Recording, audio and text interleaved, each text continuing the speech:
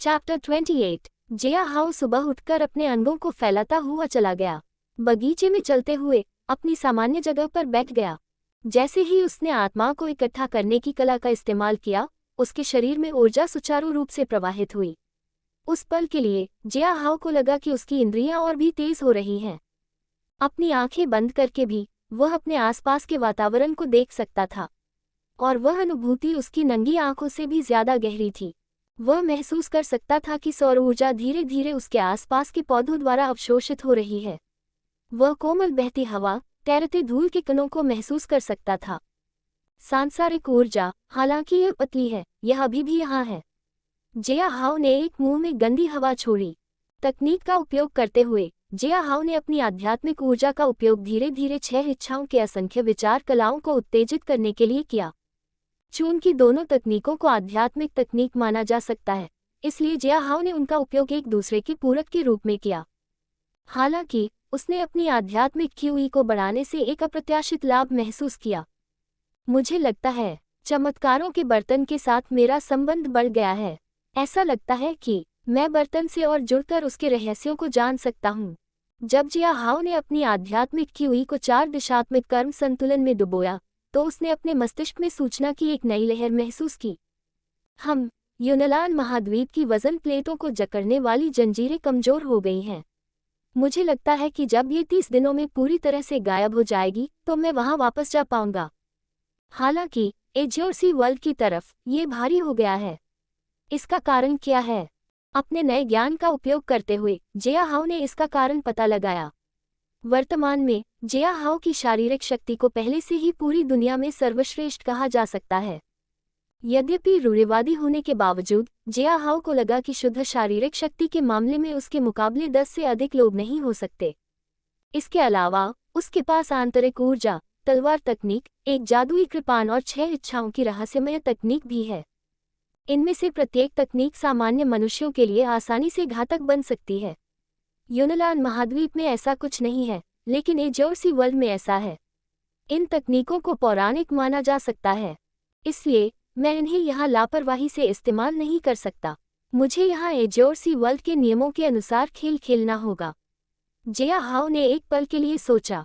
How, तुम सुबह सुबह यहाँ क्या कर रही हो?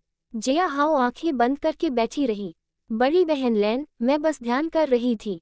ध्यान कर रही हूँ। मैंने शारीरिक व्यायाम काफी कर लिया है। अब मुझे लगता है कि मुझे कुछ मानसिक व्यायाम की जरूरत है। जिया हाउ ने हल्की आवाज में कहा। तुम यहाँ हो, तुम्हें कुछ चाहिए? सू लैन हल्के भाव से जिया हाउ के पीछे खड़ी थी। नहीं, सच में, मैं भी सुबह की ठंडी हवा लेना चाहती थी। मैं बस सोच रही थी, माँ हाल ही में बहुत खुश रही है न? यह अच्छा है न? जिया हाउ ने अपनी आंखें खोली और सू लैन को देखा। माँ जैसी कोई, वो दुनिया की सारी खुशियों की हकदार है। तुम सही हो हाउ। सू लैन ने आसमान की ओर देखते हुए अपने होंठ काटे। हालांकि अगर उसकी इच्छा क्या हो, अगर उसकी जरूरतें पूरी करना मुश्किल हो, ये तुम्हारे लिए निर्णय लेने की बात है। जिया हाउ ने सोचा, बहन लान, तुम माँ की तरह ही बुद्धिमान और सहानुभूतिपूर्ण हो। शायद एक स्पष्ट दिमाग के साथ तुम्हें अपने प्रश्न की समीक्षा करनी चाहिए। आखिरकार ज्यादातर समय उत्तर हमेशा प्रश्न के भीतर ही होता है। सू लैन ने जिया हाउ को देखा और उसके बालों को सहलाया।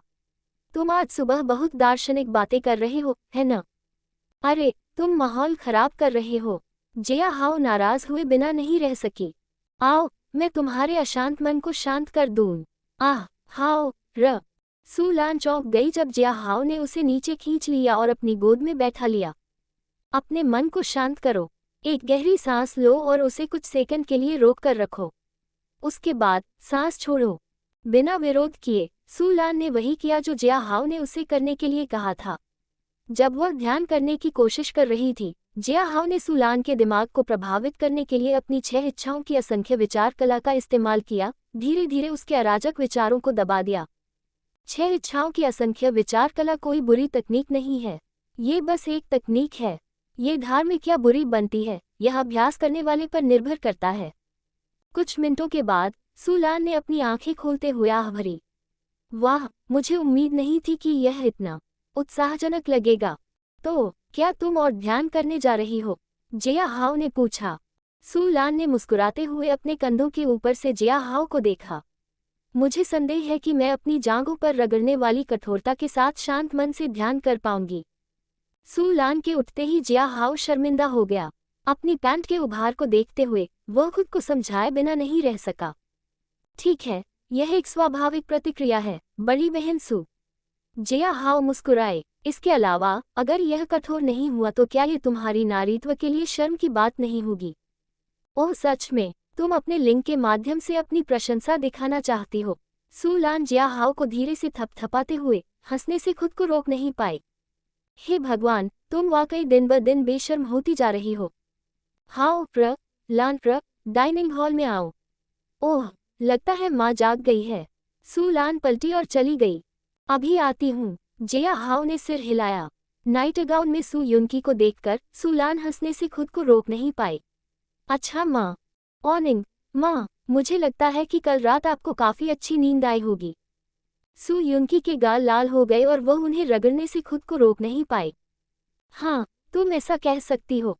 मैं काफी अच्छी तरह सोई थी। उद्धरण, क्योंकि तुम कल रात फिर से हाओ एर का नाम लेते हुए हस्तमैथुन कर रही थी। सू लान ने अपने दिल में बुदबुदाया, लेकिन अपनी माँ के चेहरे पर उस खुशी भरी चमक और शांति को देखकर सू लान को एहसास हुआ कि वे नकली नहीं थे। और ठीक इसी वजह से सू लान को सिरदर्द महसूस हुआ। उफ, मुझे क्या करना चाहिए? हमारे पारिवारिक मामले और भी जटिल क्यों होते जा रहे हैं? क्या हुआ, लान एर? सू युनकी ने सू लान की तरफ देखा। क्या सब ठीक है? ओह, बिल्कुल, माँ। सू लान को होश आया। क्या मैं रसोई में तुम्हारी मदद करूं? कोई बात नहीं, मैं इसे संभाल सकती हूँ। सू युनकी हल्के से हंसी। इसके अलावा मैं काफी ऊर्जावान महसूस कर रही हूँ। चलो मैं आप सभी के लिए कुछ बढ़िया और भरपूर नाश्ता बनाती हूँ, ठीक है? जैसा आप कहें, माँ। सू लान ने सिर हिलाया। जैसे ही सू जिंग वापस लौटी, जिया हाओ और वह स्कूल के लिए तैयार हो गए। सू लान नहीं आई क्योंकि वह अपने प्रोजेक्ट में व्यस्त थी। माँ, मैंने आपके बेडरूम में कुछ छोड़ा है। आशा है कि आपको ये पसंद आएगा। यह क्या है, हाओ? सू युनकी हैरान रह गई जब उसने जिया हाओ की बातें सुनी। हे, जब तुम इसे देखोगे तो तुम्हें ये समझ में आ जाएगा। जिया हाओ ने बाहर जाते समय ठहाका लगाया। सू युनकी को अपने दिल में एक अजीब सी खुशी महसूस हुई और वह थूकने से खुद को रोक नहीं पाए। क्या शरारती बच्चा है। मेरे बारे में क्या? सू जिंग ने जिया हाओ की तरफ देखा जब जिया हाओ अपनी कार चला रहा था। मुझे कब कोई उपहार मिलेगा? मैं भी तुम्हारे लिए कोई उपहार तैयार कर रही हूँ, जिंग। जिया हाओ ने ठहाका लगाया, लेकिन इसे तैयार होने में कुछ दिन लगेंगे। यह इसके लायक होना चाहिए। सू जिंगर ने मुंह बनाया। जब जिया हाओ अपनी कक्षा में पहुंचा तो उसने पाया कि चू युनली की सीट खाली थी। वैसे वह हमेशा सही समय पर आती है। जिया हाओ ने बड़बड़ाया। क्या तुम अपनी गर्लफ्रेंड को नहीं बल्कि किसी दूसरी लड़की को देख रहे हो? क्या ऐसा है? जिया हाओ ने लिन मेई को देखकर मुस्कुराया, जो उसके बगल में बैठा था। ओह, कोई ईर्ष्या कर रहा है। मुझे ईर्ष्या क्यों होगी? तो फिर क्या होगा? जिया हाओ आगे झुकी, धीरे से लिन मेई के कान के लोब को चाटते हुए। हम लंच ब्रेक में टॉयलेट जाते हैं। मैं तुम्हें वहां दिखा सकती हूँ कि मैं तुमसे कितना प्यार करती हूँ। उफ, दुष्ट, लोग देख रहे हैं। लिन मेई का शरीर कांप उठा और उसका चेहरा गर्म हो गया। तो उन्हें जाने दो। जिया हाओ ने मुस्कुराते हुए कक्षा में चारों ओर नजर घुमाई। ज्यादातर छात्र या तो उन्हें अनदेखा कर रहे थे या अनदेखा करने का नाटक कर रहे थे। आखिर लिन मेई जैसे किसी के खिलाफ जाने की हिम्मत कौन करता है? थोड़ी देर बाद जिया हाओ को अपने फोन पर एक कॉल आया। जब उसने फोन उठाया तो यह चू युनली का था। भाई जिया, मैं मुसीबत में हूँ। क्या हुआ, युनली? जिया हाओ हैरान थी। मुझे लगता है कि मैंने 2 लोगों को मार दिया है। उद्धरण चिन्ह उद्धरण चिन्ह। कुछ घंटे पहले मम्मन, पिताजी कल रात वापस नहीं आए। चू युनली जम्हाई लेते हुए मुख्य हॉल में आई। चारों ओर देखने पर उसने कोई बिना धुले कॉफी मग या एस्ट्रे में राख नहीं देखी। क्या मुझे आज स्कूल जाना चाहिए? उफ, मुझे वाकई जाने का मन नहीं कर रहा है। चू युनली ने बड़बड़ाया। रसोइया ने नाश्ता पहले ही तैयार कर रखा था, इसलिए चू युनली ने जाकर अपना नाश्ता किया। मुझे लगता है कि मुझे पहले भाई जिया से पूछ लेना चाहिए। अगर वह स्कूल आ रहा है तो मैं भी जाऊंगी। हालांकि जब चू यूनली ने अपना फोन खोला तो उसने अपने इनबॉक्स में एक अजीब संदेश देखा। हम अनजान नंबर कौन है? क्या तुम सच में चू मिंग की बेटी हो? वह पूरी रात वापस नहीं आया, फिर भी तुम्हें चिंता भी नहीं हुई? कू यूनली की आंखें सिकुड़ गईं क्योंकि उसने पाठ के साथ एक संलग्न वीडियो देखा। एक अशुभ विचार के साथ उसने वीडियो पर क्लिक किया। एक अंधेरे कमरे में एक आदमी लकड़ी की कुर्सी से बंधा हुआ था। उसका शरीर चोटिल था और उसके घावों से खून बह रहा था। एक नकाबपोश आदमी उसके पास आया और उसने अपने बाल खींचे, जिससे बंदी का चेहरा कैमरे को दिखाई दिया। वीडियो देखकर चू यूनली का चेहरा उतर गया। पिताजी, पिताजी। अपनी मुट्ठी बंद करके उसने जल्दी से वीडियो बंद किया और अपने पिता का नंबर डायल किया। आप जिस नंबर पर कॉल कर रहे हैं वह बंद है, कृपया बाद में फिर से प्रयास करें। लानत है, लानत है। चू यूनली को लगा कि यह एक नकली वीडियो है। आखिरकार उसके पिता को इस तरह से पकड़ा नहीं जा सकता था। हालांकि जब से फोन बंद हुआ चू यूनली घबरा गई। मुझे क्या करना चाहिए? क्या मुझे भाई जिया को कॉल करना चाहिए? मुझे लगता है कि वह मेरी मदद कर सकता है। हाँ, मुझे ऐसा करना चाहिए। हालांकि दोबारा सोचने के बाद उसने उसे कॉल नहीं किया। नहीं, अगर मैं उसे अभी सूचित करती हूँ तो मैं मुख्य अपराधियों को पकड़ नहीं पाऊंगी। मैं बस अपना जीपीएस चालू करूंगी और भाई जिया को भेजूंगी ताकि वह पुलिस को दुश्मन के अड्डे तक ले जा सके। एक झटके में हम उन सभी कमीनों को पकड़ लेंगे। गहरी सांस लेते हुए उसने उस व्यक्ति को जवाब भेजा। कुछ ही देर बाद उसे फिर से एक संदेश मिला। काले रंग का ब्रीफकेस ढूंढने की कोशिश करो। उसमें हाल के मामलों से जुड़े दस्तावेज होने चाहिए। उसे अपने साथ ले आओ और पुलिस को मत बुलाओ, वरना। चू यूनली ने अपनी मुट्ठी भींच ली और जल्दी से अपने पिता के कमरे में चली गई। उसे गुप्त लॉकर का ठिकाना पता था। उसे खोलने पर उसे वाकई एक ब्रीफकेस मिला। गू परिवार की भ्रष्टाचार रिपोर्ट, नॉर्थ लाइट अस्पताल में घोटाला। लानत है, लानत है, तो यही है वो जिसके पीछे पड़े हैं। गू परिवार, मैं तुम्हें नहीं छोड़ूंगा। तैयार होने के बाद चू यूनली ने ब्रीफकेस लिया और जल्दी से बाहर निकल गई। पार्क के एकांत हिस्से में पहुंचने के कुछ ही समय बाद एक काले रंग की वैन खड़ी थी। एक आदमी बाहर निकला और चू यूनली को गहरी निगाहों से घूरने लगा। वैन में बैठ जाओ। चू यूनली ने वैन में जाते समय कुछ नहीं कहा। अपनी निगाहों से उसे एहसास हुआ कि वे सिर्फ दो ही थे। क्या वे मुझे इतना कम आंक रहे हैं? चू यूनली खुद को रोक नहीं पाए और अंदर ही अंदर खर्राटे लेने लगी। दोनों लोगों ने बंदरों के मुखौटे पहने हुए थे, जिससे उनके चेहरे की विशेषताएं छिप गई थी। एक ने चू यूनली को बंदी बना रखा था, जबकि दूसरा ड्राइवर की सीट पर बैठा था। अरे, पहले उसकी जांच करो। आगे की सीट पर बैठा ड्राइवर चिल्लाया, जिससे चू यूनली के सामने वाला व्यक्ति कांप उठा। उसने चाकू निकाला और चू यूनली की ओर इशारा किया। अपना बैग मुझे दो और घूमो, मैं तुम्हारी जांच करूंगा। चू यूनली ने पीछे मुड़ते ही नाक सिकुड़ी। अपहरणकर्ता ने उसके शरीर के चारों ओर खोजबीन की। उसे लगा कि अपहरणकर्ता का हाथ उसके शरीर के वक्रों पर और अधिक टिका हुआ है, उसकी त्वचा को और अधिक महसूस कर रहा है। लेकिन चू यूनली ने छेड़छाड़ को सहते हुए अपने होंठ काटे।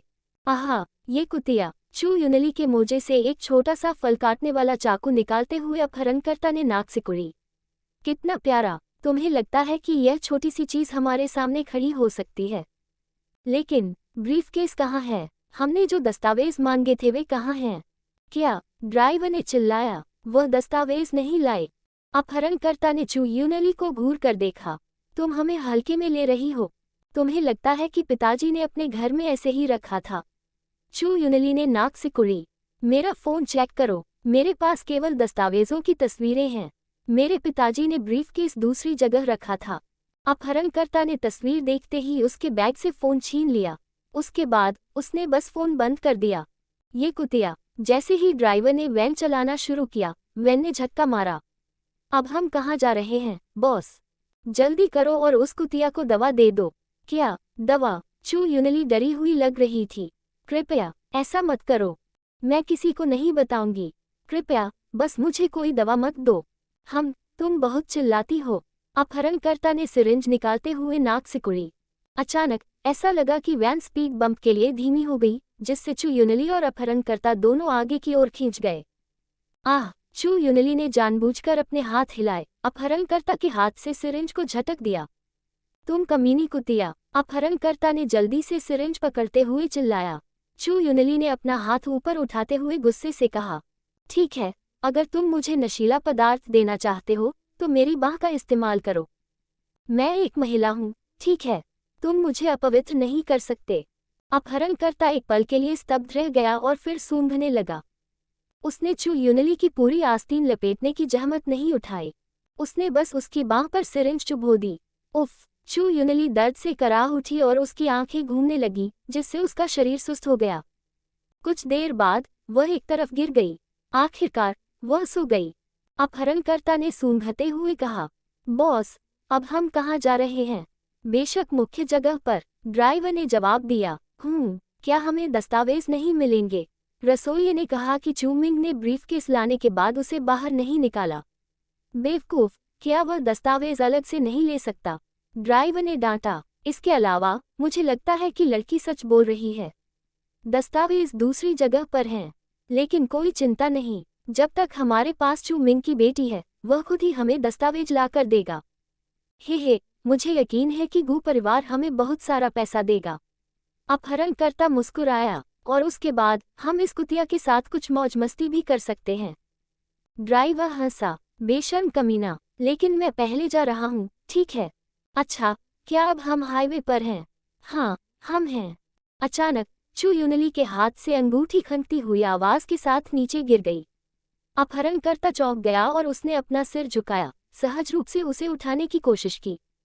हालांकि उसने अपनी गर्दन में तेज दर्द महसूस करने से पहले केवल एक परछाई देखी।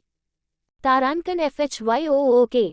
चू यूनली के लंबे बाल बिखर गए क्योंकि उसने अपहरणकर्ता की गर्दन के पीछे अपने हेयरपिन को चुभो दिया, एक बार में उसके वॉइस बॉक्स को छेद दिया। खून के छींटे जमीन पर फैल गए जब अपहरणकर्ता हिंसक रूप से छटपटाते हुए नीचे गिर गया। चू यूनली की आंखें मरते हुए अपहरणकर्ता को देखते हुए ठंडी थीं।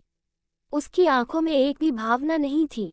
उसने अपहरणकर्ता के दिल पर फिर से वार करने से पहले अपनी तीखी हेयरपिन निकाली ताकि उसे मार सके। अपनी आस्तीन को मोड़ते हुए उसने अपनी हथेली पर संदेह की एक नई परत खींची। उस पर एक छोटा सा सिरिंज का निशान था जिसमें से कुछ पदार्थ निकल रहा था। अच्छा, लगता है इसने अपना काम कर दिया। अंत में वही हुआ जिसकी मुझे उम्मीद थी। चू यूनली ने अपने हेयरपिन से खून पोंछते हुए मुस्कुराई। क्या तुम चुप क्यों हो गए? ड्राइवर चिल्लाया। क्या तुमने पहले ही शुरू कर दिया था? क्या हुआ? नंग, रुको, कार रोको। क्या? वह लड़की कैसे बात कर रही है? नंग, मुझे मत छुओ। नहीं, मेरे कपड़े मत उतारो। मदद करो, कोई मदद करो। लानत है। ड्राइवर ने कार को साइड फील्ड में ले जाते हुए नाक भान सिकुड़ी। अपनी कार से उतरकर वह गुस्से से वैन के पीछे चला गया। कमीने, मैंने तुमसे कहा था कि लड़की को मत छुओ। जिस क्षण ड्राइवर ने वैन का दरवाजा खोला, तारांकन स्विश, तारांकन, एक चांदी की रोशनी चमकी जैसे ही एक बड़ा चाकू सामने की ओर बढ़ा ड्राइवर की गर्दन पर वार किया। तारांकन PSSSH। तारांकन, ड्राइवर की गर्दन से खून की धार बह रही थी। उसने उसे पकड़ रखा था, लेकिन चू यूनली ने उसे वैन में खींच लिया और उसके खून को जमीन पर नहीं गिरने दिया। तुम मेरा बलात्कार करना चाहते थे? चू यूनली के होठों पर मुस्कान थी जब उसने ड्राइवर की हथेली पर चाकू से वार किया। तुमने मुझे छूने की हिम्मत की, भाई जिया के छूने से पहले। चू यूनली की मुस्कान और भी चमक उठी। चू यूनली की निगाहें देखकर ड्राइवर की आंखें डर गईं। तारांकन, धमाका, धमाका, तारांकन। कुछ और वार और ड्राइवर भी मर गया। चू यूनली ने खून से लथपथ अपने शरीर को देखा और उसकी आंखों में आंसू भर आए। वाह, मैं ऐसा नहीं करना चाहती थी। नहीं, नहीं, मुझे इसमें मज़ा नहीं आया। नहीं, मैं एक सामान्य लड़की हूँ। चू यूनली ने बहुत ज्यादा सांस लेना शुरू कर दिया। क्या होगा अगर भाई हाओ मुझसे नफरत करने लगे? नहीं, मैं ऐसा नहीं हो सकता। रुको, मुझे उसे फोन करना चाहिए। क्या मुझे करना चाहिए? क्या करना चाहिए? मैंने 2 लोगों को मार डाला। मुझे क्या करना चाहिए? नहीं, चलो पहले भाई हाओ को बुलाते हैं। जिया हाओ जल्दी से अपनी कार में बैठ गया और इंजन चालू कर दिया। हे भगवान, क्या चू यूनली ने वास्तव में कहा कि उसने 2 लोगों की हत्या की है? जिया हाओ ने अपने दिल में चीख मारी। कल्पना कीजिए कि आप क्लास में आराम से बैठे हैं और आपका कोई दोस्त आपको मदद के लिए बुलाता है। कारण, उसने 2 लोगों को मार डाला। चू यूनली ने पहले ही अपना स्थान बता दिया था, इसलिए जिया हाओ को उसे ढूंढने में कोई परेशानी नहीं हुई। अपनी कार को पूरी गति से चलाते हुए वह जल्दी से उसके स्थान पर पहुंच गया। चू यूनिली मुख्य सड़क से दूर खड़ी एक काली वैन को देखकर जिया हाउ सब कुछ समझ गया। जैसे ही वह वहां गया, उसने देखा कि वैन के पिछले दरवाजे से खून की एक पतली रेखा टपक रही थी, जिससे उसका चेहरा तनावपूर्ण हो गया। जैसे ही उसने दरवाजा खोला, उसने देखा कि चू यूनिली कोने में बैठी है, अपने घुटनों के बीच अपना सिर दबा रही है। जैसे ही जिया हाउ ने अपनी आंखें घुमाई, उसने पिछली सीटों पर खून से सनी 2 लाशें देखी। खून जमना शुरू हो गया था, जिससे उसका रंग गहरा हो गया था। यूनिली तारानकन हॉन्फना तारानकन चू यूनिली ने अचानक अपना सिर उठाया और रोशनी को रोकने वाली आकृति को देखा। उसका चेहरा खून से सना हुआ था, खून और आंसू। भाई हाउ अपने पैरों पर लड़खड़ाते हुए वह जल्दी से जिया हाउ की ओर रेंगने लगी। हालांकि जैसे ही वह उसे गले लगाने वाली थी, चू यूनिली रुक गई। उसकी खून से सनी हथेलियों को देखते हुए उसकी आंखों में आंसू और भी भर आए। नहीं, दूर रहो, मुझसे दूर रहो। हालांकि उसे लगा कि एक ताकत उसे आगे की ओर खींच रही है, जैसे उसके शरीर के चारों ओर 2 मजबूत बाहें लिपटी हुई हों। वहाँ, अब डरने की कोई जरूरत नहीं है। जिया हाउ ने चू यूनिली को कसकर गले लगाते हुए फुसफुसाया। उसकी हथेली ने उसके कांपते सिर को धीरे से सहलाया, उसे शांत करने की कोशिश करते हुए। वो वाह! जिया हाउ के गर्म आलिंगन को महसूस करते हुए चू यूनिली खुद को रोक नहीं पाए और फूट फूट कर रोने लगी। जिया हाउ को जीवन रक्षक तिनके की तरह पकड़े हुए वह तब तक रोती रही जब तक कि उसकी सांस फूलने लगी। तारानकन कर्रर जिया हाउ महसूस कर सकता था कि चू यूनिली की उंगली उसकी पीठ में धंस रही है। चू यूनिली के जबरदस्त बल से उसकी शर्ट फट गई।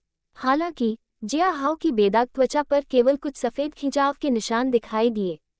मुझे माफ करना, उसने जो किया उसे समझते हुए चू यूनिली शर्म से अपना सिर नीचे करके पीछे हट गई। जिया हाउ ने पानी की एक बोतल निकाली और चू यूनिली को थमा दी। लो, पी लो। पानी के कुछ घूंट पीने के बाद चू यूनिली आखिरकार शांत हो गई। जिया हाउ को देखते हुए उसने शुरू से अंत तक सब कुछ बोल दिया। जिया हाउ ने वीडियो को देखा और वह आहें भरने से खुद को रोक नहीं पाया। ये वीडियो इसे एडिट किया गया है क्या? सच में? जिया हाउ की बातें सुनते ही चू यूनिली की आंखें चमक उठी। तुम्हारा मतलब है कि पिताजी सुरक्षित हैं? उनका अपहरण नहीं हुआ?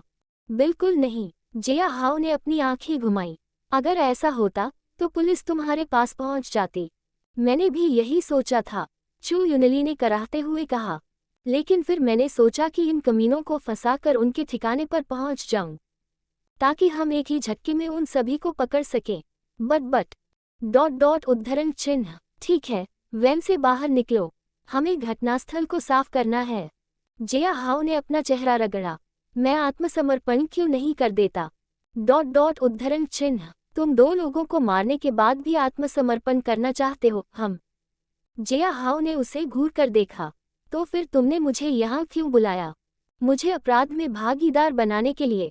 वाह, मैं कसम खाता हूँ, मेरा ऐसा करने का इरादा नहीं था। चू यूनिली फिर से रोया। मैंने सोचा कि तुम मेरी मदद करोगे। मैं जेल नहीं जाना चाहता। वो भाई हाउ, कृपया मेरी मदद करो। पहले अपने कपड़े बदलो। जिया हाउ ने कपड़ों का एक सेट निकाला और चू यूनिली को सौंप दिया। वह हमेशा अपने चमत्कारों के बर्तन में कुछ अतिरिक्त कपड़े रखता है। चू यूनिली ने पलकें झपकाईं जब उसने जिया हाउ के हाथों में अचानक कपड़े देखे। ये कपड़े बस ले लो और कुछ मत पूछो, जिया हाउ ने डांटा। चू यूनिली ने अपने होंठ काटे और सिर हिलाया। कपड़े पकड़े हुए वह अपने कपड़े बदलने के लिए वैन के किनारे चली गई। भाई हाउ? हाँ, जिया हाउ ने आधे मन से उत्तर दिया। क्या हमें कुछ हाइड्रोजन पेरोक्साइड लेना चाहिए और कार को धोना चाहिए? जिया हाउ ने चू यूनिली को देखते हुए रुक गया। उसके रुकने को समझते हुए चू यूनिली ने जल्दी से जिया हाउ की शर्ट पहनी और उसके सामने चला गया। हाइड्रोजन पेरोक्साइड आसानी से खून के धब्बे धो सकता है, इसके साथ कोई निशान नहीं रहेगा। और जिया हाउ ने अचानक एक फीकी मुस्कान बिखेरी। मैं आपके विचार सुनना चाहूंगी। भाई हाउ, आपको मुझे तंग नहीं करना चाहिए। चू यूनिली ने अपना सिर नीचे किया और कहा। उसने शर्ट के हेम को खींचा। जिया हाउ की शर्ट चू यूनिली के लिए टाइट थी, जिससे उसके स्तन लगभग बाहर निकल आए। अनिच्छा से उसने ऊपरी बटन खुले रखे, जिससे उसकी गहरी क्लीवेज की एक आकर्षक झलक मिल रही थी। नहीं, मैं वास्तव में आपकी सलाह चाहती हूँ। जिया हाओ ने अपना सिर हिलाया। और हमें जल्दी से काम करना होगा। मैं समझ गया। चू युनली ने सिर हिलाया। हम पहले इसे साफ कर सकते हैं और वैंग को धोने के लिए कुछ रसायन ला सकते हैं। खून जम गया है, इसलिए यह बाहर नहीं टपकेगा। जहां तक गंध की बात है, तो ये लाश के सड़ने से पहले नहीं आएगी। इसलिए हमारे पास कुछ घंटे हैं। हमें इन लाशों को किसी पहाड़ की ढलान पर दफना देना चाहिए। चू युनली ने अपनी ठुड्डी रगड़ी। वास्तव में अगर हम इसे जला दें तो यह और भी बेहतर होगा। नहीं, हमें इसके लिए एक औद्योगिक भस्म की आवश्यकता है। लेकिन हम शवों को पिघलाने के लिए एसिड का उपयोग करने की कोशिश कर सकते हैं। जब हम द्रव्यमान कम कर लेंगे तो हम इसे दूर के पहाड़ों में दफना सकते हैं। 8 फीट गहरा गड्ढा काफी होगा, चू युनली ने बड़बड़ाया। 6 फीट भरने के बाद हम इसे पूरी तरह से पैच करने से पहले इसमें कुछ जानवरों की हड्डियां डाल देंगे। इसलिए अगर पुलिस के कुत्ते को कुछ भी सूंघ भी लिया जाए तो उन्हें केवल जानवरों की हड्डियां ही मिलेंगी। जिया हाओ ने अपनी शांति बनाए रखी, हालांकि उसकी रीढ़ पहले से ही ठंडी थी। चू युनली के चेहरे पर एक भी आंसू या पश्चाताप नहीं था जो कुछ मिनट पहले था। अभी वह एक ठंडे खून वाले हत्यारे की तरह एक सही अपराध को अंजाम देने की गणना कर रही थी। मैं कसम खाता हूं कि मैंने उसके चेहरे पर एक मुस्कुराहट देखी। उसने बस अपने होंठ चाटे, जैसे कि वह इसे पूरा करने के लिए उत्साहित थी। हालांकि ये याद करते हुए कि चू युनली अब फैंटेसी गेम में पूरी तरह से खलनायक बनने जा रही थी, जिया हाओ को लगा कि एक पूर्व खलनायक के लक्षण देखना स्वाभाविक था। युनली, क्या तुम ठीक हो? चू युनली को होश आया और उसका चेहरा लाल हो गया। मैं तो बस कुछ संभावित तरीके बता रही थी। चू युनली को देखते ही जिया हाओ मुस्कुराया। तुम्हारे पास वाकई कुछ दिलचस्प विचार हैं, युनली। हालांकि अब से मैं स्थिति को संभाल लूंगा। उसने अपनी कार की ओर इशारा किया। जाओ और मेरी कार में बैठो, मैं लाश से निपट लूंगा। लेकिन भाई हाओ, चू युनली ने सिर हिलाते हुए अपने होंठ काटे और जिया हाओ की कार की ओर चली गई। जिया हाओ ने आह भरी और वैन की ओर वापस चला गया। उसने दोनों लाशों को देखा और बस अपने हाथ हिलाए और उन्हें अपने चमत्कारों के बर्तन में इकट्ठा किया। डिंग, होस्ट ने एक कौशल कार्ड प्राप्त किया। एजियोर प्रांत का नक्शा। चमत्कारों के बर्तन के अंदर दोनों लाशें परिष्कृत होने के कारण जिया हाओ को थोड़ा सा भी रक्तसार नहीं मिला। हालांकि जब उसे एक कौशल कार्ड मिला तो वह सुखद आश्चर्यचकित था। अरे, मुझे लगा कि यह केवल युनलान महाद्वीप के लोगों पर ही काम करता है, लेकिन अंदाजा लगाए, ये यहाँ भी काम करता है। तो फिर वह कमीना ली ताओ, भाड़ में गया वह कमीना। उसने कुछ भी नहीं गिराया। जिया हाओ ने नाक भान सिकुड़ी। जैसे ही उसने कार्ड को ध्यान से देखा, उसके दिमाग में पूरे एजियोर प्रांत का विस्तृत नक्शा उभर आया। ये तो बताने की जरूरत ही नहीं थी कि उसे कुछ स्थानों के नाम भी मिल गए जो सामान्य नक्शे पर नहीं दिखाई देंगे। जानकारी महंगी है, और जो मुझे मिला वह वाकई महंगा है। अब वैन की तरफ देखते हुए जिया हाओ ने ईंधन टैंक को देखने से पहले एक पल सोचा। तुम वापस आ गए। चू युनली हैरान रह गया क्योंकि जिया हाओ वापस आया और उसने कार स्टार्ट की। वैन का क्या हुआ? लाशों का क्या हुआ? लाशों की चिंता करने की कोई जरूरत नहीं है, जिया हाओ ने ठहाका लगाया। जहां तक वैन की बात है, मैंने उसके लिए भी कुछ तैयार किया है। तारांकन बूम। जैसे ही जिया हाओ की कार ने पूरी रफ्तार पकड़ी, उनके पीछे खड़ी वैन में विस्फोट हो गया। चू युनली विस्फोट देखकर दंग रह गया। जलती हुई वैन को देखते हुए, जो जल्द ही उसकी नजरों से ओझल हो गई, उसके दिल में एक अजीब सी भावना घर कर गई। भाई हाओ, उसने मुझे स्वीकार कर लिया। उसने मेरी हत्याओं के बारे में नहीं पूछा और यहाँ तक कि मेरे लिए इसे छिपा भी दिया। ओह, मैं कितनी खुश हूँ, मैं कितनी खुश हूँ। अचेतन रूप से उसकी उंगलियां उसकी जांघों के बीच फिसल गईं। वहां एक नम पैच महसूस हुआ। हे, एक सौम्य मुस्कुराहट के साथ चू युनली ने अपनी उंगलियां वापस खींच ली और उसे कुतरने लगी। ये वास्तव में उसके लिए एक खुशी का दिन था। जब वे चू युनली के घर पहुंचे तो जिया हाओ ने आखिरकार चू मिंग को आवाज दी। ओह, यह जियाओ हाओ है। चू मिंग आश्चर्यचकित था जब उसने जिया हाओ को उसे पुकारते देखा। चाचा चू, क्या आप अभी फ्री हैं? जिया हाओ ने धीमी आवाज में कहा।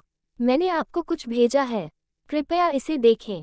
थोड़ी देर बाद चू मिंग की आवाज गंभीर हो गई। यह क्या बकवास है? ये वीडियो, यह मैं नहीं हूँ। मैं एक फील्ड मिशन पर हूँ। कुछ लोगों ने यह वीडियो युनली को भेजा है। उसने आपको कॉल करने की कोशिश की, लेकिन आपने इसे रिसीव नहीं किया, इसलिए वह चिंतित हो गई। यूनली, क्या वह ठीक है? वह कहाँ है? चू मिंग की आवाज में गंभीरता आ गई। ये 2 लोग थे। शुक्र है, यूनली ने मुझे पहले ही सूचित कर दिया था, इसलिए मैं उसे बचाने में कामयाब रहा। हम अभी आपके विला में हैं। भगवान का शुक्र है। चू मिंग ने राहत की सांस ली। उन 2 कमीनों का क्या? ओह, बस सोचिए कि मैंने उनका ख्याल रखा, अंकल मिंग। जिया हाओ की आवाज अजीब हो गई। आपको उनके बारे में चिंता करने की जरूरत नहीं है। यूनली ने अपराधियों से जो सुना, उसके अनुसार यह गू परिवार की साजिश होगी। हाँ, वे कमीने। चू मिंग ने ठहाका लगाया। आखिरकार वे अपनी आखिरी कोशिश कर रहे हैं, है न? मैं एक फील्ड मिशन पर था, इसलिए मेरा फोन बंद था। सोचिए कि वे कमीने इसका फायदा उठाएंगे और यूनली को नुकसान पहुंचाने की कोशिश करेंगे। अंकल मिंग, आपके पास जितने भी सबूत हैं, उनसे आप गू परिवार को जड़ से उखाड़ सकते हैं, है न? जिया हाओ ने उत्सुकता से पूछा। बिल्कुल सही। चू मिंग ने नाक भान सिकुड़ी। वे कमीने पहले ही हद पार कर चुके हैं। हालांकि हमारे द्वारा एकत्र किए गए सभी सबूतों के साथ, मैं वास्तव में ये देखने जा रहा हूं कि वे इस बार न्याय के प्रकोप से कैसे बचेंगे। अंकल मिंग, विला में कुछ पुलिस अधिकारी भेजिए। वहां एक गद्दार है जिसने सबूतों के बारे में जानकारी लीक की है। सच में? चू मिंग हैरान था। चिंता मत करो, मैं अभी कुछ भेज दूंगा। हाँ, अंकल मिंग, आपको अपना समय लेना चाहिए और अपना मिशन पूरा करना चाहिए। मैं आपके लौटने तक यूनली के साथ रहूंगा। धन्यवाद, जियो हाओ, तुम यूनली के अच्छे दोस्त हो। चू मिंग ने राहत भरी आवाज में सिर हिलाया। जैसे ही जिया हाओ ने कॉल खत्म की, उसकी नज़र रसोई पर पड़ी जो जमीन पर लेटा हुआ था। उसके हाथ पैर बंधे हुए थे और मुंह पर फ्लेक्स टेप लगा हुआ था। अब जब तक पुलिस न आ जाए, यही सड़ते रहो। अचानक उसे चू यूनली का संदेश मिला। भाई हाओ, क्या तुम ऊपर आ सकते हो? अरे, वह मुझे भी बुला सकती थी। जिया हाओ को लगा कि यह थोड़ा अजीब है, लेकिन जैसे ही उसने चू यूनली के कमरे का दरवाज़ा खोला, वह दंग रह गया। उसने एक लेस वाली ब्रा पहनी हुई थी और एक छोटी सी थॉन्ग पहनी हुई थी, जिससे वह एक उभरती हुई अप्सरा की तरह दिख रही थी। थॉन्ग ने उसके निचले हिस्से को पूरी तरह से उभारा हुआ था, जो किसी भी आदमी को ध्यान में रखते हुए अपना भाला उठाने में सक्षम था। इससे पहले कि जिया हाओ पीछे हट पाता, चू यूनली आगे बढ़ा और अपने पीछे दरवाज़ा बंद कर लिया। भाई हाओ, तुम्हें मेरी मदद करने की ज़रूरत है, चू यूनली ने गंभीर स्वर में कहा। हालांकि जिया हाओ उत्साह और घबराहट की कंपन महसूस कर सकता था। हाँ, मुझे तुम पसंद हो। चू यूनली ने जिया हाओ को देखते हुए एक गहरी सांस ली। लेकिन इससे पहले कि जिया हाओ कुछ बोल पाता, चू यूनली ने अपनी तर्जनी उसके होठों पर दबा दी। मुझे पता है तुम क्या कहना चाहते हो। चू यूनली ने उसकी आंखों में देखा। नहीं, मैं इसलिए नहीं कह रहा हूं क्योंकि तुमने मुझे 2 बार बचाया है। और यह आघात बंधन भी नहीं है। मुझे लगता है कि तुम ही वो व्यक्ति हो जो मुझे समझ सकती हो। तुम वो व्यक्ति हो जो मुझे सहज और सुरक्षित महसूस कराती हो। इसलिए मैं तुमसे पूछने का यह मौका ले रही हूँ। जिया हाओ ने चू यूनली को देखा जिसका चेहरा उसके होंठों से बस एक सांस की दूरी पर था। उसके उभरे हुए स्तन उसकी छाती से रगड़ रहे थे, जिससे उसे उछाल महसूस हो रहा था। यूनली, मेरे आसपास बहुत सारी महिलाएं हैं। जिया हाओ ने उसकी तरफ देखा। तुम पहली महिला नहीं हो, नहीं आखिरी होगी। क्या तुम मुझे दूसरी महिलाओं के साथ साझा करने को तैयार हो? क्या तुम मुझे समझने को तैयार हो? चू यूनली ने जिया हाओ को देखा। क्या तुम मुझसे प्यार करने को तैयार हो? मुझे संजोना, प्रेमी की बुनियादी मांगें पूरी करो। मैं कर सकती हूँ। जिया हाओ ने सिर हिलाया। तो मैं भी तुम्हें दूसरों के साथ बांटने को तैयार हूँ। चू यूनली ने जिया हाओ को चूमते हुए आगे की ओर झुकी। उनके होंठ एक दूसरे से जलते हुए जुनून के साथ मिले, उनकी जीभ सांपों की तरह आपस में लिपटी हुई थी। जिया हाओ चू यूनली की हथेली को ऊपर की ओर रेंगते हुए महसूस कर सकती थी, जो उसके बालों को चूमने के लिए एक अधिकारपूर्ण पकड़ के रूप में पकड़ रही थी। भाई हाओ, चूमते हुए चू यूनली जिया हाओ की ओर झुकी, उसकी आवाज़ कर्कश और ज़रूरतमंद थी। कृपया, मैं आज वास्तव में थक गई हूँ। मुझे सब कुछ भूलने में मदद करें। नानगग, चू यूनली ने कराहते हुए कहा क्योंकि उसे अपनी गर्दन पर एक चिढ़ाने वाला चुभन महसूस हुआ और जिया हाओ ने उसकी कमर पकड़ ली। चू यूनली, तुम सच में एक पागल औरत हो, जिया हाओ ने हंसते हुए कहा। सिर्फ तुम्हारे सामने, भाई हाओ, चू यूनली ने चुलबुलेपन से जवाब दिया। तुम मुझे बहुत अच्छी तरह से जानते हो। तुम्हें ये देखकर भी आश्चर्य नहीं हुआ कि मैंने 2 लोगों को मार डाला। मुझे लगता है कि तुम मुझे कुछ ज्यादा ही अच्छी तरह से जानते हो। चू युनली की सांसों में फुसफुसाहट सुनकर जिया हाओ की आंखें सिकुड़ गईं। जैसा कि चू युनली से उम्मीद थी, उसकी उम्र के बावजूद उसकी तेज इंद्रियां अभी भी यहाँ हैं। तो तुम सिर्फ गपशप करना चाहती हो या? जिया हाओ ने उसकी कमर पकड़ी और उसे ऊपर उठाया और मुस्कुराते हुए ऊपर देखा। काम पर आना है। ओह, मेरी खुशी के साथ भाई हाओ। चू युनली ने एक उड़ता हुआ चुंबन लौटाया। बिस्तर पर चलते हुए जिया हाओ ने उसे बिस्तर पर लिटा दिया। उसकी उंगली उसकी ठोड़ी से लेकर उसके क्लीवेज के बीच तक घूम रही थी। ठीक है, चूंकि तुमने मुझे थकान से राहत देने के लिए कहा है, तो मैं खुशी से यह करूंगा। अन्नग, चू युनली की धड़कनें सर पर दौड़ते हुए हिरन की तरह तेज हो गईं, जब जिया हाओ ने अपना सिर नीचे किया और उसके होठों को एक चुंबन में जकड़ लिया। चीफ, क्या हुआ? चू मिंग ने अपने सहकर्मियों को फोन करते हुए गंभीर भाव से अपने फोन को देखा। कुछ नहीं, बस घर पर कुछ समस्या थी। चू मिंग ने अपना फोन वापस रखते हुए आह भरी। संदिग्ध कैसा है? उसने पहले ही सब कुछ बता दिया है। हमें बस अपने छापे पर ध्यान केंद्रित करने की जरूरत है। छापे पर ध्यान केंद्रित करो, है न? चू मिंग के होंठ मुड़े। ठीक है, 3 टीमें बनाओ और उनके फोन रख लो। टीम के नेताओं से कहो कि वे आकर मुझसे मिलें। मैं योजना में थोड़ा बदलाव करने जा रहा हूँ। ठीक है, चीफ। चू मिंग ने सिगरेट निकाली और उसे जलाया। एक कश लेते हुए उसने आसमान की ओर देखा। एक बार यह खत्म हो जाए तो हमारे पास गु परिवार के खिलाफ पुख्ता सबूत होंगे। हे, सिर्फ इसलिए कि तुम राजधानी के एक अमीर परिवार हो, तुम्हें लगता है कि तुम कानून के साथ खिलवाड़ कर सकते हो और कोई भी तुम्हें कुछ नहीं करेगा। कमीने, तुम मेरी बेटी को नुकसान पहुंचाने की हिम्मत कर रहे हो। 2 बार। अब चलो इस छापे पर ध्यान केंद्रित करते हैं। जब तक मेरी योजना सफल होती है, न केवल मैं गु परिवार को पकड़ पाऊंगा, बल्कि मैं भी विभाग में मौजूद भेदिया को बाहर निकालने में सक्षम। यूनिट 1, इमारत के उत्तरी हिस्से में जाओ और सर्च वारंट के साथ अंदर जाओ। यूनिट 2, भूमिगत पार्किंग के दक्षिणी हिस्से में खड़े रहो। यूनिट 3, पश्चिमी सड़क की रखवाली करो और सभी वाहनों की जांच करो। आज हमें उन कमीनों को पकड़ना ही होगा। ये कहते हुए चू मिंग की आंखों में ठंडी चमक आ गई। अब चलो मछली को चारा डालते हैं। अन्नग, तुम मुझे इतनी गौर से देख रहे हो। चू युनली शर्मा गई और उसने दूसरी तरफ देखा। उसका चेहरा पहले से ही गुलाबी हो गया था क्योंकि जिया हाओ की आकृति ने उसे उसके बिस्तर पर दबाया था। क्यों? तुम चाहते हो कि मैं इतनी खूबसूरत लड़की को न देखूं? जिया हाओ ने मुस्कुराते हुए कहा और चू युनली के कान के लोब को काटते हुए आगे झुका। या तुम कोई आंख पर पट्टी बांधने का खेल सोच रहे हो? हम कितना विचित्र। ओह भाई हाओ, तुम बहुत शरारती हो। चू युनली कांप उठी जब उसने जिया हाओ की गर्म सांसों को अपनी गर्दन पर महसूस किया। उसकी बाहें उसके धड़ के चारों ओर लिपटी हुई थीं, उसके नाखून धीरे धीरे उसकी मजबूत पीठ पर निशान बना रहे थे। जिया हाओ ने मुस्कुराते हुए कहा जब उसने धीरे से अपनी उंगली चू युनली की दरार पर निशान बनाया। अचानक उसकी ब्रा बीच से फट गई, जिससे उसके बर्फ से सफेद खरगोश जैसे पर्दा खुल गया। आह! चू युनली दंग रह गई जब उसने देखा कि जिया हाओ ने उसकी ब्रा को कैसे फाड़ दिया। भाई हाओ, तुम मेरे हुक खोलकर इसे उतार सकते थे। चू युनली ने ठहाका लगाया। या क्या तुम इतने अधीर हो? ओह, मेरा विश्वास करो, मुझे ब्रा के हुक से नफरत है। जिया हाओ हंसी। इसके अलावा, चूंकि मैंने तुम्हारी एक ब्रा खराब कर दी है, तो क्यों न हम साथ में कुछ और खरीदने के लिए शॉपिंग पर जाएं? आह, हर जगह अवसर पैदा करना। हम चू जिया हाओ के मजाक पर हंसते हुए युनली की आंखें अर्धचंद्राकार हो गईं। मम्मा, क्या अब तुम ठीक महसूस कर रही हो? आराम से। मम्मा, मेरा मूड हल्का करने के लिए शुक्रिया। चू युनली ने जिया हाओ की जबड़े की रेखा को देखा और उसे देखा। आखिरकार वह भी समझ गई थी कि जिया हाओ उसके तनाव को कम करने की कोशिश कर रही थी। भले ही वह ठीक और सहज दिखती हो, चू युनली की आंतरिक भावनाएं बहुत अव्यवस्थित हैं। इसलिए जिया हाओ इसे कैसे नहीं समझ सकता था क्योंकि वह 6 इच्छाओं की असंख्य विचार कलाओं की खेती कर रहा था। बस इतना ही काफी है। चू युनली ने शर्मीली मुस्कान दी।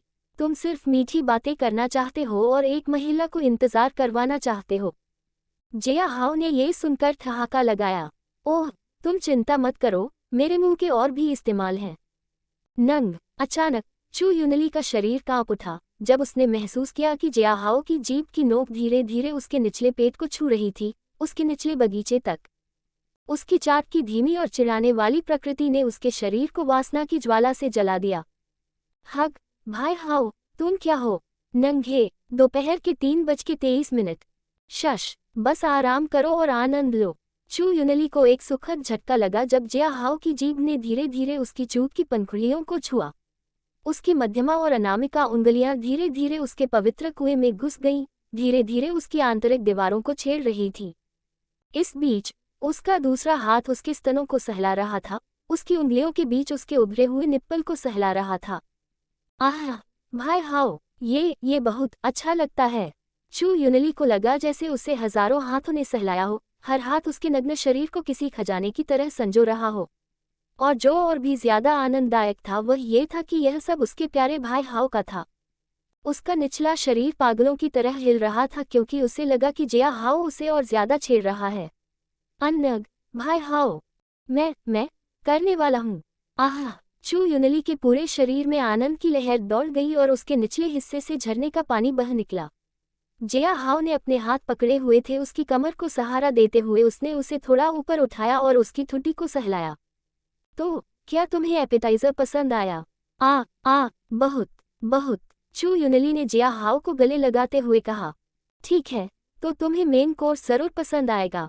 जिया हाओ ने मुस्कुराते हुए चू युनली की टांगें अलग की, जिससे उसकी आंखों के नीचे वह पूरी तरह से नंगी हो गई। भाई हाओ, कृपया धीरे से रहो, चू युनली ने फुसफुसाते हुए कहा। जब उसने दूर देखा, उसके गाल गुलाबी रंग से जल रहे थे। बेशक, चू युनली ने हौंफते हुए महसूस किया कि कुछ कठोर और धड़कता हुआ उसके फूले हुए छेद पर फिसल रहा है। हालांकि उसकी निचली पंखुड़ियों को अलग करने और उसे धकेलने के बजाय वह पंखुड़ियों पर फिसलता रहा, जैसे कि एक छेड़खानी वाला दुलार हो। भाई हाओ, तुम बहुत चिढ़ाने वाले हो। अपने पिछले संभोग से अभी अभी आधी ही उबरी थी। चू युनली ने खुद को रोक नहीं पाए और प्यार से अपना लिंग डाला। वहाँ बहुत दर्द हो रहा है। तो फिर तुम मुझसे क्या करवाना चाहते हो? जिया हाओ ने चू युनली के कान के लोब को चाटते हुए मुस्कुराया। तुम चाहते हो कि मैं जोर से कहूँ? चू युनली ने आह भरी क्योंकि उसे जिया हाओ की चाल समझ में आ गई थी। ठीक है, चू युनली ने बड़बड़ाते हुए कहा। भाई हाओ, मैं चाहती हूँ कि तुम इसे अंदर डालो। क्या कहाँ डालो? चू युनली ने जिया हाओ का सवाल सुनकर अपने होंठ काटे। उसने आखिरकार एक झटके के बाद जवाब दिया। भाई हाओ, अपना लिंग मेरी आमंत्रित चूत में डालो और मुझे चोटकर खत्म कर दो। जिया हाओ ने ये सुनकर विराम लिया। वाह, ये काफी सीधा है। तुमने ये शब्द कहाँ सुने? क्या? हैरान, चू युनली मुस्कुराया। सिर्फ इसलिए कि यह मेरा पहला मौका है इसका मतलब यह नहीं है कि मुझे प्रक्रिया नहीं पता। तो फिर? जिया हाओ मुस्कुराया। चलो देखते हैं कि तुम्हें कितना पता है। आह, एक पल के लिए पूरा शरीर अचेत हो गया। जिया हाओ की मर्दानगी ने उसके होंठों को अलग किया और अंदर की ओर धकेला, उन हिस्सों को छूते हुए जिन्हें उसने कभी महसूस नहीं किया था। उसकी कौमार्य भंग होने के चुभने वाले दर्द ने उसे सिहरन पैदा कर दी। हालांकि जिया हाओ के संभालने से दर्द की चुभन जल्द ही फीकी पड़ गई और केवल आनंद की अनुभूति रह गई। जैसे ही जिया हाओ ने अपने कूल्हों को हिलाना शुरू किया, चू युनली को लगा कि उसका दिमाग भारी सनसनी से पिघल सकता है। नंगा, भाई हाओ, आह, तुम इतने टाइट फिट हो। ऐसा लगता है तुम मेरी अंदरूनी दीवारों को चौड़ा कर रहे हो। आह। कुछ मिनटों की धीमी गति के बाद जिया हाओ ने चू युनली को देखा जो उसके नीचे हिल रहा था। क्या अब तुम ठीक हो? आह, हाँ। चू युनली ने जिया हाओ के कंधों को पकड़ लिया और उसकी आंखों में देखा। अब भाई जिया, आप अपनी गति बढ़ा सकते हैं। हाँ, मैं इसी का इंतजार कर रहा था। कुछ मिनट बाद तारांकन प्लैप प्लैप प्लैप प्लैप। तारांकन मांस के एक दूसरे से टकराने की आवाज पूरे कमरे में गूंज उठी। जिया हाओ का शरीर जोर से हिल रहा था, लेकिन चू युनली भी उसकी लय से ताल मिला रहा था। आह, भाई हाओ, ऐसा लग रहा है। चू युनली के बाल तकिए पर बिखर गए क्योंकि उसे जिया हाओ का लंड अपनी चूत के अंदर घुसता हुआ महसूस हो रहा था।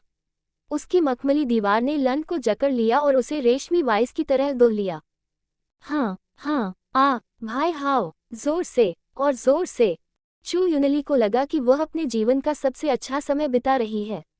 पहले तो उसे जिया हाओ के मर्दानगी को अपने अंदर समाहित करने में थोड़ी परेशानी हुई। हालांकि जब वह समायोजित हो गई तो वह अपने पूरे शरीर में आनंद महसूस कर सकती थी।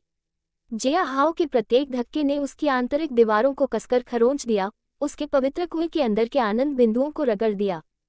आह! हांध! भाई हाओ, मैं एक बार फिर आने वाली हूँ। भाई हाओ, चू युनली ने जिया हाओ को घूरते हुए हाँफते हुए कहा। भाई हाओ, चलो, साथ में करते हैं। हाँ, जिया हाओ चौंक गई, लेकिन उसकी गति धीमी नहीं हुई। तुम चाहती हो कि मैं अंदर आ जाऊं? हे, तुम क्या सोचती हो? जिया हाओ ने अचानक महसूस किया कि चू युनली के पैर उसकी कमर के चारों ओर बंधे हुए थे, जो उसके पीछे हटने के रास्ते को रोक रहे थे। क्या हुआ, भाई हाओ? चू युनली मुस्कुराए। क्या तुम जिम्मेदारी लेने से डरते हो? वास्तव में नहीं, जिया हाओ ने ठहाका लगाया। अगर तुम यही चाहते हो। आह! आह! चू युनली बिस्तर पर लेटी हुई थी और उसके पैर धीरे धीरे ढीले पड़ गए। उसका लड़का संभोग के बाद की स्थिति के कारण हिल रहा था। हन्नन, हन्नन। जिया हाओ ने धीरे धीरे उसकी चूत से गीले पॉप के साथ अपना मर्दानगी बाहर निकाली, जिससे मिश्रित तरल पदार्थ उसके फूले हुए गालों से नीचे टपकने लगा। जैसे ही जिया हाओ पलटी, वह और चू युनली दोनों नग्न और पसीने से लथपथ बिस्तर पर एक दूसरे के बगल में पड़े रहे। वह बहुत अच्छा था, चू युनली ने जिया हाओ को देखते हुए हौंफते हुए कहा। तो क्या अब तुम संतुष्ट हो? जिया हाओ ने चू युनली को देखा और वह मुस्कुराया। मुझे स्वीकार करना होगा। चू युनली जिया हाओ की चौड़ी छाती पर झुक गई, धीरे से अपना सिर उस पर टिका दिया।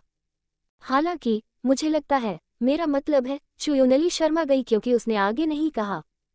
ये सुनते ही जिया हाओ ने अपनी भौहें ऊपर उठा लीं। हो, कोई दूसरा राउंड चाहता है? हो डार्लिंग, उठो, नध, शाम हो चुकी है। जिया हाओ ने धीरे से अपनी आंखें खोली क्योंकि उसने अपने चेहरे और गर्दन पर कोमल चुंबनों को महसूस किया। माँ युनली, ये गुदगुदी कर रहा है। अपने हाथों को ऊपर उठाते हुए उसने उन्हें चू युनली के शरीर के चारों ओर लपेटा, जो एक आलसी बिल्ली के बच्चे की तरह उसकी छाती पर सो रहा था। चू युनली ने अपना सिर उठाया, जिया हाओ को स्पष्ट आंखों से देखा। तुम बिस्तर पर वास्तव में एक जानवर हो, भाई हाओ। चू युनली ने जिया हाओ के होंठों को रगड़ते हुए बड़बड़ाया। उन्ध, मुझे पहले एहसास नहीं हुआ, लेकिन अब ये थोड़ा चुभ रहा है। जब तुम मुझे तेज और जोर से जाने के लिए कह रहे थे, तो तुम्हें कैसे एहसास हुआ? भाई हाओ, चू युनली का चेहरा लाल हो गया क्योंकि उसने उसकी ठुड्डी को चुटकी से दबाया। कैसे तुम इतनी घटिया बात कर सकते हो? मैंने ऐसा कुछ नहीं कहा। क्या मैंने कहा? जिया हाओ ने ये सुनकर अपनी आंखें घुमाई। ठीक है, जो भी तुम मानना चाहती हो। चलो उठते हैं। पिताजी शायद अभी लौट रहे होंगे। जिया हाओ की आंखों में थोड़ी और स्पष्टता आई क्योंकि वह धीरे धीरे उठ रहा था। हाँ, तुम सही हो। तो नहाने के बारे में क्या ख्याल है? चू युनली ने सिर हिलाया। तुम पहले जाओ, भाई हाओ। मैं तुम्हारे बाद जाऊंगा। किसने कहा कि मैं अकेली जा रही हूँ? चू युनली ने आश्चर्य से चीख मारी जब जिया हाओ उसे बिस्तर से उठाकर राजकुमारी की तरह ले जाती है। बिस्तर की चादर उसके शरीर से रेशमी आवरण की तरह गिर गई, जिससे उसका नग्न शरीर जिया हाओ की बाहों में पूरी शान से दिखाई देने लगा। भाई हाओ, तुम बहुत शरारती हो। चू युनली ने जिया हाओ की गर्दन के चारों ओर अपनी बाहें लपेट ली और अपना चेहरा उसकी कोहनी में दबा लिया। गर्दन, मुझे लगता है कि तुमने इस तरह से एक लड़की को फंसाया है न? फंसाया, कितना बोल्ड शब्द है। जिया हाओ ने चौंकने का नाटक किया। लड़कियां मेरी ओर आकर्षित हैं। अगर मैं उन्हें अस्वीकार कर दूं तो यह मर्दाना नहीं होगा, है न? इसके अलावा मेरा दिल बहुत बड़ा है। जिया हाओ ने उसे चिढ़ाते हुए कहा। तो इसमें रहने की कोई समस्या नहीं होगी। Big deal. ओह, मेरा विश्वास करो, तुम और भी बहुत कुछ देखने जा रही हो। कांच का दरवाजा बंद हो गया और भाप से भरे शॉवर रूम में दो आकृतियां आपस में लिपट गईं। अंकल चू, तुम वापस आ गए। जियो हाओ, तुम अभी भी यहाँ हो। चू मिंग आश्चर्यचकित था क्योंकि उसने जिया हाओ को सोफे पर बैठे देखा। मैं कैसे जा सकता हूँ, अंकल चू? जिया हाओ ने कंधे उचका दिए। मुझे तुम्हारे लौटने तक यहाँ इंतजार करना पड़ा और पहरा देना पड़ा। युनली ऊपर आराम कर रही है। अगर तुम चाहो तो उससे मिल सकती हो। जिया हाओ बोली। क्या मैं तुम्हारे लिए कॉफी बनाऊं? नहीं, चू मिंग ने सोफे पर बैठते ही अपना सिर हिलाया। मुझे खुशी है कि तुमने युनली की मदद की, जियाओ हाओ। उम्मीद है कि तुम परेशान नहीं हो। ठीक है अंकल चू, हम सभी बचपन के दोस्त हैं, एक दूसरे की मदद करना हमारे लिए स्वाभाविक है। जिया हाओ बोली, लेकिन तुम्हारा क्या तुम्हारा काम सफलतापूर्वक हुआ? बिल्कुल, चू मिंग ने ठहाका लगाया। सब कुछ ठीक रहा तो गू परिवार अब बर्बाद हो गया है? जिया हाओ ने उत्सुक स्वर में पूछा। बेशक, हालांकि गू परिवार शक्तिशाली है, फिर भी वे इस बार बच नहीं सकते। चू मिंग ने कुटिल मुस्कान के साथ उत्तर दिया। उसके बाद चू मिंग ने पुलिस ऑपरेशन का वर्णन किया। चूंकि उसे एक मोल का संदेह था, इसलिए उसने मिशन टीम को 3 समूहों में विभाजित किया।